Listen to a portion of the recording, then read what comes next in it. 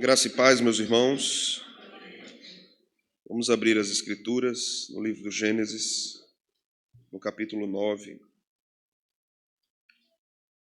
E vamos ler hoje do verso 20 ao 29.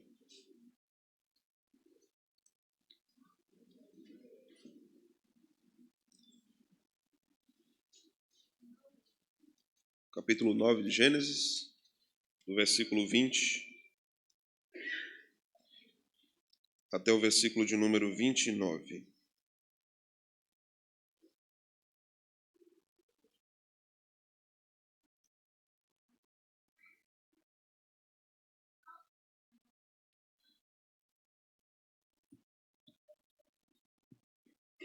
Sendo Noé lavrador, passou a plantar uma vinha. Bebendo do vinho, embriagou-se e se pôs nu dentro de sua tenda. Cã, pai de Canaã, vendo a nudez do pai, fê-lo saber fora a seus dois irmãos. Então Sem e Jafé tomaram uma capa, puseram-na sobre os próprios ombros de ambos, e andando de costas, rostos desviados, cobriram a nudez do pai, sem que a vissem. Despertando Noé do seu vinho, soube o que lhe fizera o filho mais moço, e disse: Maldito seja Canaã, seja servo dos servos a seus irmãos. E ajuntou: Bendito seja o Senhor, Deus de Sem, e Canaã lhe seja servo. Engrandeça Deus a Jafé, e habite ele nas tendas de Sem, e Canaã lhe seja servo. Noé, passado o dilúvio, viveu ainda 350 anos. Todos os dias de Noé foram 950 anos e morreu. Amém. Vamos orar. Senhor, a Tua palavra foi lida mais uma vez neste momento do nosso culto, para que ela seja explicada e para que ela seja aplicada aos nossos corações. Que o Teu Santo Espírito nos instrua, nos ensine, clareie o nosso entendimento acerca das verdades eternas contidas nesse texto. Obrigado porque o Teu Espírito Santo nos deixou esses registros inspirados por meio da escrita do Teu servo Moisés. Que o Senhor abençoe sua igreja e a edifique, no nome de Cristo. Amém. Podem sentar, irmãos. Esta é a parte final do capítulo 9 de Gênesis. É uma parte importante porque ela conclui toda uma sessão a respeito da história de Noé. A partir do capítulo 10, então, nós temos ainda alguma coisa sobre a descendência de Noé, que é um capítulo importante, é uma genealogia, mas veremos na próxima semana que é um capítulo muito importante para entendermos todo o desenvolvimento posterior da história da salvação no livro do Gênesis. Então, a partir do capítulo 11, nós teremos as narrativas da narrativa da Torre de Babel e os descendentes de Sem. Sem é bem enfatizado aqui nesse trecho que nós lemos hoje, no capítulo 9, porque ele dará origem aos semitas. E a partir então do capítulo 12, nós teremos as narrativas dos patriarcas Abraão, Isaque e Jacó, e findando com José na última sessão de Gênesis. Mas aqui, nesta parte que lemos agora, nós observaremos algumas coisas importantes. Eu quero pontuar aqui, introdutoriamente, algumas questões que vão clarear a nossa compreensão desse texto. A primeira coisa é relembrar que Noé é apontado no livro do Gênesis como uma espécie de segundo Adão. Nós lemos no capítulo 9, versículo 1, abençoou Deus a Noé e a seus filhos e disse: sejam fecundos, multiplicai-vos e encham a terra. Este mandamento é o que nós chamamos aqui de mandato social, que nós vimos lá no início de Gênesis. O que Deus disse a Adão, Deus disse a Noé. Então, o parâmetro para entendermos o que está acontecendo aqui é o parâmetro com o que aconteceu com Adão. Esteja atento a isso. Deus dá a Noé novamente os mandatos, mandato espiritual, mandato social e mandato cultural. Nós já vimos isso. E nessa última parte, nós vamos perceber como isso se aplica na vida de Noé, como um lavrador. Essa informação é importante. Observe, porque Deus disse a Adão que ele devia cultivar a terra. Lembram-se disso, irmãos? Ele deveria cultivar a terra.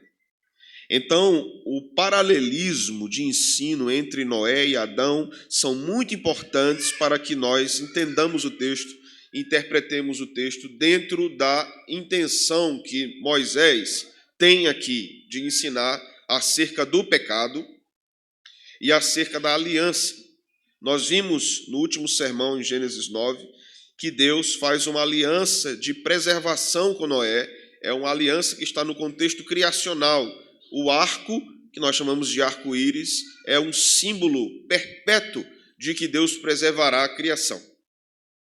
Mas aqui nós temos, a partir do verso 20, nesse trecho final, o texto dizendo que Noé estava cumprindo o seu mandato cultural. Ele estava trabalhando. Lembremos de que o mandato cultural tem a ver com o nosso trabalho, com a obra das nossas mãos. Lembremos também que o exemplo maior disso é o próprio Deus, que criou o mundo e ao sétimo dia descansou. Então, Adão reflete de modo bem diminuto o que Deus fez de modo absoluto. Deus é trabalhador. Adão foi criado também para o trabalho. E a partir de Adão, todos os seus descendentes devem desenvolver trabalho, mandato cultural, cumprir o mandato cultural. Noé estava fazendo isso. Ele era lavrador e plantou uma vinha. O versículo 21 nos diz que Noé experimentou aqui o resultado do seu trabalho. Podemos ler juntos o versículo 21, o que é que diz?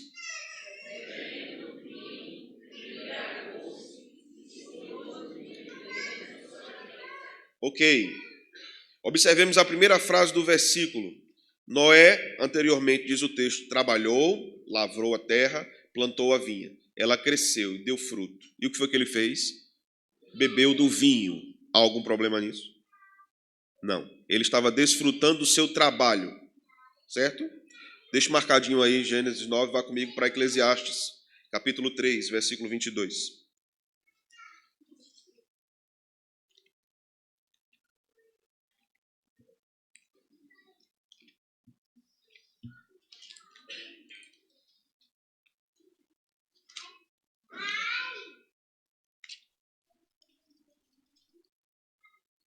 Veja o que esse texto diz.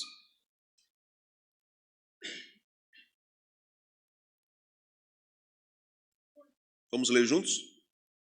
Pelo que vi, não haver coisa melhor do que alegrar-se o homem nas suas obras, porque essa é a sua recompensa. Quem o fará voltar para ver o que será depois dele? O livro de Eclesiastes vai nos mostrar que é bom o homem desfrutar da obra de suas mãos. Você trabalha, você ganha dinheiro com isso, você desfruta dos recursos que Deus tem trazido às suas mãos por conta do seu trabalho. Você compra um bem, você compra uma roupa, você compra comida, você come determinada comida que você tem vontade de comer. O livro de Eclesiastes vai nos dizer que o homem desfrute da obra de suas mãos. Noé estava fazendo exatamente isso aqui. Ele lavra a terra, ele planta a vinha cresce, ele da uva faz o vinho e bebe o vinho. Até aqui tudo bem. Ele estava desfrutando do seu trabalho. O texto do Gênesis vai nos dizer que Adão foi ensinado por Deus a cuidar da terra, a cultivar a terra. a proteger o jardim e comer de toda a árvore que se encontrava no jardim, menos da árvore do conhecimento do bem e do mal. Então havia uma proibição a Adão, mas havia uma bênção de Deus sobre todo o resto do que estava no jardim. Desfrute, Adão, do que eu dei. Trabalhe e desfrute do seu trabalho também. Agora, o desfrute do seu trabalho, lembre-se, é a partir do que eu tenho dado a você. Perceba que há um paralelismo importante entre os dois textos aqui. Mas perceba que Noé, como fruto do seu trabalho, desejou beber exageradamente o vinho. E olha o que o texto diz: embriagou-se. Embriagou-se. Esta palavra aparece como reprovação no texto. Está apontando um pecado de Noé. Ele usou excessivamente aquilo que Deus tinha concedido a ele, como fruto do seu trabalho. Noé, então, peca por sua intemperança. É o primeiro pecado que esse texto aponta. O pecado de intemperança de Noé. A falta de controle de Noé diante do que Deus havia dado. Deus pode nos dar muitas bênçãos, e essas bênçãos podem tornar-se para nós pecado, porque nós reagimos de modo indevido a essas bênçãos. O nosso trabalho pode ser uma grande bênção para nós, mas pode tornar-se pecado quando nós desfrutamos erroneamente do que o nosso trabalho nos proporciona. Noé embriagou-se. E mais do que isso, agora o texto aponta outro pecado, imoralidade. Pôs-se nu na sua tenda. Nós estamos falando de um homem que achou graça diante de Deus. Estamos falando de um homem crente. Estamos falando de um homem crente. Eu vou repetir uma frasezinha que eu tenho dito a vocês aqui já há algum tempo. Que a gente tem o costume de dizer, né? Mas se fulano fosse crente, não fazia isso não. Você diz isso com Noé? Pode dizer isso com Noé? Nosso dedinho é bem rapidinho para julgar as coisas, né? Mas se fosse crente mesmo, lavado, remido, enxaguado no sangue, não fazia não. Ah, irmãos, quem nos salva é Deus pela graça, mas nós continuamos sendo pecadores, mesmo os mais santos dentre nós. Mesmo os mais santos dentre nós. O texto vai nos dizer que Noé ficou bêbado dentro da tenda. Noé perdeu o controle total sobre a sua própria conduta, porque isso é o que faz a embriaguez. O homem perde o controle total sobre sua conduta, ele fica intemperante, ele não tem mais noção do que está a fazer. Lembremos aqui de um texto paralelo, muito interessante, lá no Novo Testamento. Aqui nós temos Noé como uma tipificação também daquele Cristo que viria. A partir de Noé, então, toda a sua família foi salva na arca. Noé, então, peca embriagando-se com vinho. Capítulo 2 de João nos mostra Cristo transformando água em vinho na festa. Na festa de casamento em Caná. Mas em nenhum momento do texto, em João, em nenhum momento do Novo Testamento, observamos algo parecido, que Jesus ficou embriagado. Um adendo aqui, no texto de João 2. Jesus não só transforma água em vinho, não, ele bebe, viu? Ele bebe o vinho. Mas em nenhum momento nós observamos embriaguez. Há uma tendência no nosso meio reformado de descontrole em relação à bebida, o uso da bebida. Tenham cuidado com isso, irmãos. O Senhor não reprova o uso da bebida, mas reprova a embriaguez. Como eu já disse a vocês já sabem minha posição, para mim a bebida não faz falta nenhuma. Nenhuma. Se tiver uma coca gelada com limão, tá bom. Se não tiver a coca, mas tiver água, tá bom também. Mas eu não posso dizer que a Bíblia reprova o que ela não reprova. Mas o uso indevido da bebida traz o comportamento indevido do indivíduo. O texto vai nos dizer aqui que essa nudez é fruto do que aconteceu na embriaguez. Alguns comentaristas vão sugerir de que o filho amaldiçoado, Cã, de Noé, abusou de seu pai.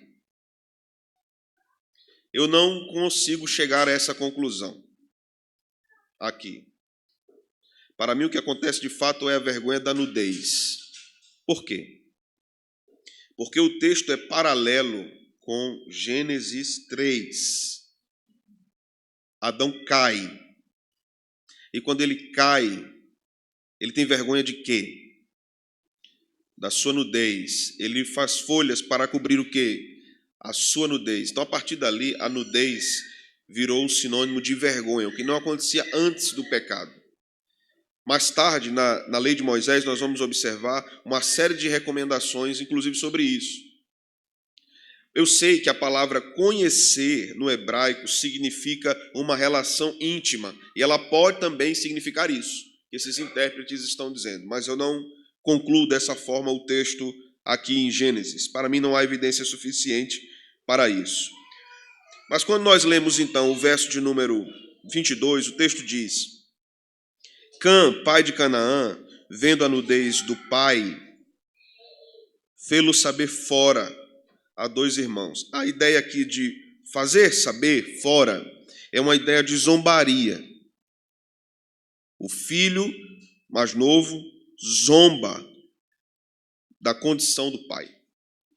Esta é uma desonra ao pai, mesmo com o pai estando numa situação extremamente vexatória.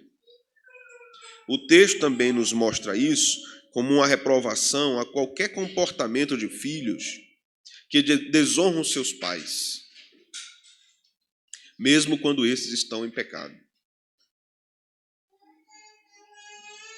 O texto do verso 23 nos diz, então, Sem e Jafé tomaram uma capa, puseram-na sobre os próprios ombros de ambos e, andando de costas, rostos desviados, para não ver a nudez do pai, cobriram a nudez de Noé sem que a vissem. O texto nos mostra a honra que Sem e Jafé dão ao pai. Perceba que nós temos algo muito maior acontecendo aqui em relação ao que virá posteriormente. Perceba na maldição e na bênção de Noé sobre os filhos, no verso 25 em diante. Maldito seja Canaã, seja servo de seus irmãos, e ajuntou. Bendito seja o Deus de Sem, e Canaã seja seu servo. Engrandeça Deus a Jafé, e habite nas tendas de Sem, e Canaã seja o seu servo. Perceba que no verso 23, o nome de Sem vem primeiro, depois o de Jafé. O texto vai dizer, tomaram uma capa, puseram-na sobre os próprios ombros, andando de costas, rostos desviados, cobriram a nudez do pai. A ideia é que Sem tem primazia sobre os outros dois irmãos. Como Jafé, junto com Sem, honraram o pai, eles serão abençoados por isso. Mas há uma evidência dada a Sem aqui, no verso 26. E há um juízo sobre Cã, pai de Canaã. Mais tarde nós vamos ver que Canaã será ocupada pelo povo de Israel. Será invadida pelo povo de Israel. Nós vamos estudar isso mais claramente quando estudarmos Êxodo e os outros livros de Moisés. Êxodo e Deuteronômio, principalmente. Números e Deuteronômio. Então nós vamos perceber que o texto está apontando para algo futuro. Até porque Moisés está falando aqui já de Canaã como um povo, mas falando de Cã como um indivíduo ainda. Então Moisés já tinha consciência de o que iria acontecer e o que estava acontecendo no seu tempo. A terra de Canaã já existia quando Moisés estava escrevendo. Mas Moisés estava pensando no passado, no presente e no futuro. Moisés tinha consciência do que Deus iria fazer com o povo de Israel. Por isso ele estava guiando o povo de Israel para a terra prometida, que era Canaã, que originalmente foi ocupada por um povo amaldiçoado, os cananitas. O texto vai continuar aqui nos falando no verso 24. Despertando Noé do seu vinho, soube o que fizera o filho mais moço. E então foi o momento que ele amaldiçoou seu filho. Aprendemos aqui, irmãos, que devemos ter cuidado com o orgulho espiritual. Por mais reto que você seja, por mais justo seja o caminho que você ande, você pode cair terrivelmente, como Noé caiu. Por mais correto que você seja na sua vida familiar, um desequilíbrio, um pecado de intemperança, pode trazer consequências terríveis sobre sua família. Tenha cuidado no chão que você pisa. Tenha cuidado para onde você olha, o que você deseja e como você consome, inclusive o que Deus tem lhe dado. Use os recursos que Deus tem lhe dado e as coisas que Ele tem lhe dado para a sua glória, não para o seu descontrole. Intemperança é falta de controle. Intemperança é mau testemunho. Intemperança é desonra a Deus. É violência contra o próximo e contra si mesmo. O cristão deve buscar em Deus forças para vencer as tentações e pecados. Isso aqui mostra-nos algo muito interessante, porque o texto de Gênesis vai nos dizer anteriormente que o pecado jaz à porta. Isso foi uma fala de Deus lá atrás. Mas quando nós pensamos em tentação, quando nós pensamos em batalha do espírito contra a carne, nós estamos pensando talvez numa afronta terrível de Satanás, numa coisa que a gente vai perceber imediatamente que é uma tentação. Então a gente vai dizer, vai para lá. Está repreendido. Os mais fervorosos, né? Está repreendido. Não. As maiores tentações que nós iremos sofrer nos visitarão em momentos bons. Certo? Nós vamos ver isso mais na frente com Abraão.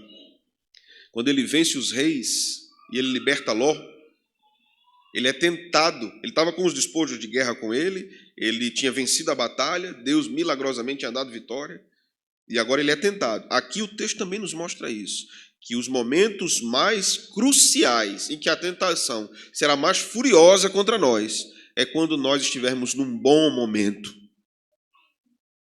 desfrutando. Está tudo bem, tem dinheiro para botar gasolina, tem dinheiro para pagar o hotel, vamos viajar. Vamos viajar. Não tem ninguém aqui, né? Cuidado, viu?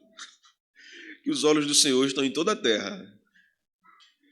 Os olhos do Senhor estão em toda a terra. Eu me lembro de uma vez eu fui pregar no sertão da Paraíba e eu tive uma sede terrível na estrada. Eu só preciso parar em um lugar para beber água.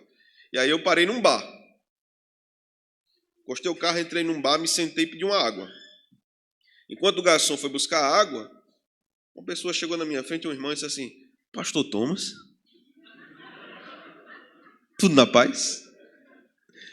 Eu disse, tudo em paz, meu irmão. Você me conhece? Eu conheço. O senhor não me conhece, não? Eu disse, não estou lhe conhecendo, não. Sou hoje, pastor. Eu sou da igreja fulano de tal, pastor fulano de tal. O senhor já pregou lá. Muito bem, servo. Está fazendo o que aqui, pastor? Eu disse, vim beber água, servo. E você está fazendo o que aqui? Ele disse, eu sou vendedor, pastor. Eu estou de moto, minha moto está ali, eu vim vender aqui. Né? Eu trabalhava para a Ambev. Está vendo aí? Onde você está, de repente, tem alguém, meu irmão. Mas o Senhor está além das pessoas também. Nós não nos escondemos de Deus. Os nossos piores pecados são os secretos.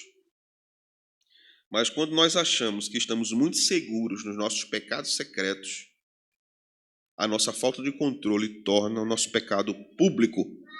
Foi o que fez Noé na sua embriaguez. O seu pecado foi proclamado publicamente quando ele entra na tenda nu. Veja que coisa terrível. Olha, o texto de Gênesis, eu vou dizer a vocês. O texto de Gênesis destrói o nosso orgulho. Destrói o nosso orgulho. Porque é mais fácil você olhar para Abraão. Melhor, é mais fácil você olhar para Jacó e dizer assim: esse camarada era complicado demais. Trapaceiro. Acaba mentiroso, rapaz. E você já ficou bravo com Jacó, não? Lendo o livro do Gênesis. Mas, rapaz, acaba mentiroso. Como é que o caba faz um negócio desse aqui? É mais fácil você ficar irritado com Jacó. É mais fácil você ficar irritado com Rúben. Como é que o caba faz um negócio desse com o irmão? O próprio irmão. Aí você julga rapidamente, facilmente, o pecado desses personagens no livro do Gênesis. Mas quando você olha para Noé, o descontrole de Noé, o texto vai nos ensinando que os grandes heróis da Escritura são pecadores. Os grandes heróis são pecadores. E tem pecados terríveis. Aí você olha para outro, Abraão, chamado amigo de Deus, que deu sua mulher 2 vezes. Vai lá, benção. Tu é minha irmã. Pode ir, abençoada. Que eu não vou morrer por causa de você. Você vai ver os pecados de Isaac, os patriarcas. Veja como o texto os chama. O Deus de Abraão, Isaac e Jacó. Os 3 foram terríveis. Pecadores. E conheciam Deus, viu? Não estamos falando assim não, porque quando ele era ímpio, ele fez coisas terríveis. O texto vai nos mostrar que Abraão era um idólatra. Mas o Senhor o chama, o salva. Mas o texto continua mostrando os pecados de Abraão. Os pecados de Isaac, os pecados de Jacó, os pecados de José, os pecados dos irmãos de José. No texto do Êxodo, os pecados do povo de Deus, os pecados de Faraó. O texto vai nos mostrando os pecados. Sempre pecados. E sempre a graça de Deus alcançando esses pecadores e remindo esses pecadores. Por que o texto de Gênesis? Por que o texto de Êxodo? Por que o texto de Levítico, de Números e Deuteronômios enfatizam tanto o pecado? Para nos mostrar que nós somos pecadores e somos salvos pela graça. E que Deus vence o pecado. Essa é a nossa condição, pecadores. E Deus vence o pecado. O trabalho de Deus em nós é vencer diariamente os nossos pecados, irmãos. O trabalho de Deus em nós é vencer diariamente os nossos pecados. Tenha cuidado com a falta de controle. O texto nos mostra claramente que Deus julga o pecado, tanto dos homens ímpios, como o dilúvio vai mostrar, na narrativa do dilúvio, como Deus julga a desonra de Cã ao seu pai. E o vexame de Noé é uma disciplina de Deus contra ele mesmo. O texto aqui condena a nudez. Portanto, meus irmãos, tenham cuidado também com isso, com a imoralidade. A falta de controle gera imoralidade. Não é a imoralidade que gera a falta de controle. É uma consequência. A intemperança, a falta do domínio próprio, gera imoralidade. Foi o que aconteceu com este santo homem de Deus. Nós podemos chamar ele de santo homem de Deus, porque ele era. Mas era pecador. Você é pecador. Eu sou pecador. Quem está em pé, olhe para que não caia. Mateus 24, 37 a 39 diz assim, nas falas do nosso Salvador: como foi nos dias de Noé, assim também será a vinda do Filho do Homem.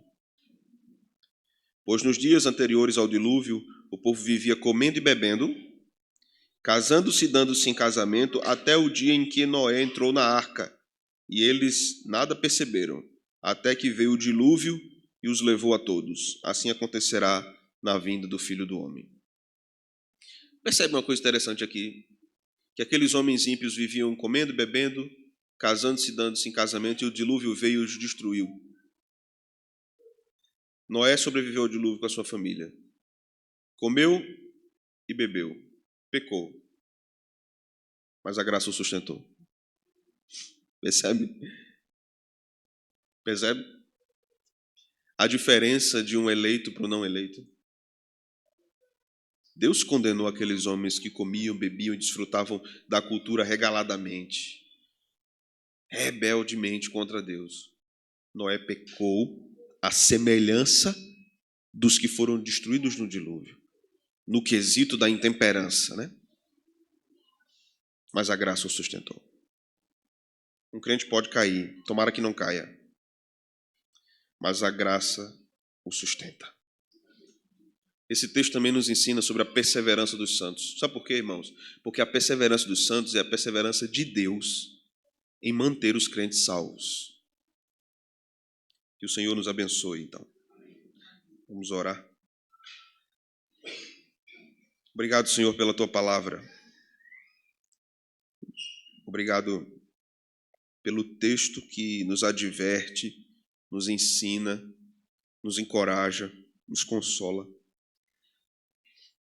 Que não desejemos apenas, erroneamente, sermos exemplos para os outros, mas que desejemos verdadeiramente ter um coração governado pelo Senhor, pela Sua palavra, que deleita-se no Senhor.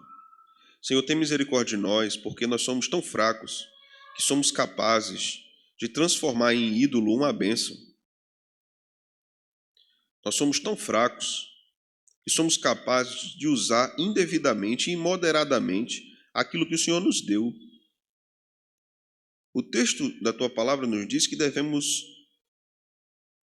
de fato, usar aquilo que o Senhor nos deu como fruto da obra das nossas mãos, alegremente, então, usar essas coisas.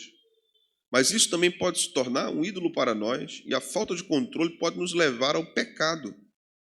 Como nós somos fracos, Senhor. Como nós somos ingratos, como nós somos pecadores.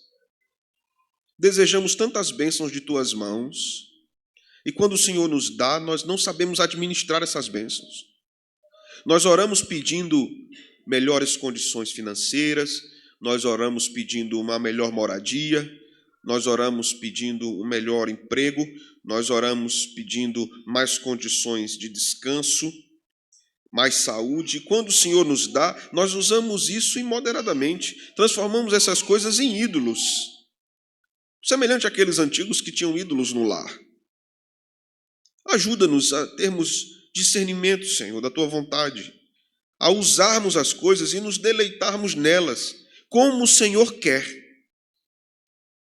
como o Senhor nos orienta, que comamos, que bebamos, para a glória do Teu nome. O apóstolo Paulo nos ensinou, Senhor, quer comamos, quer bebamos, ou façamos qualquer outra coisa, façamos para a glória de Deus. Porque sabemos que é possível usarmos essas coisas de modo idólatra. Livra-nos do nosso próprio coração, Senhor. Liberta-nos de nós mesmos. É a nossa petição a Ti, no nome santo de Cristo. Amém. Que a graça e a paz do Senhor